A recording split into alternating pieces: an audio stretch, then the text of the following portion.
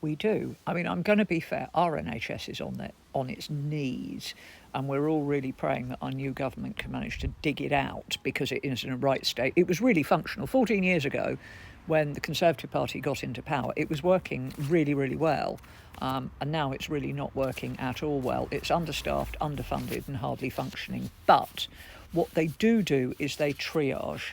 And obviously, for some appointments, some things, people wait a very long time because, for example, I went in, I had a massive, great big growth in my uterus, although they couldn't swear it was cancerous, fairly obvious it was.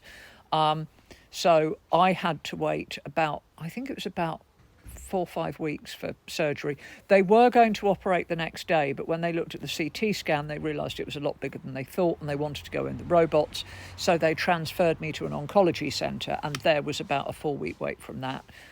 Had it been something a lot less serious, I would probably have had to wait a lot longer, because obviously they're going to triage and treat the urgent cases.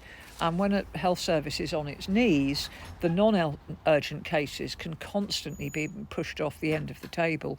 And it goes from things that are, they try to deal with things that are immediately life-threatening. And that can mean that some people who have really poor quality of life, but are unlikely to die in the next month, just have to wait for absolutely ages. But deep breaths, everybody.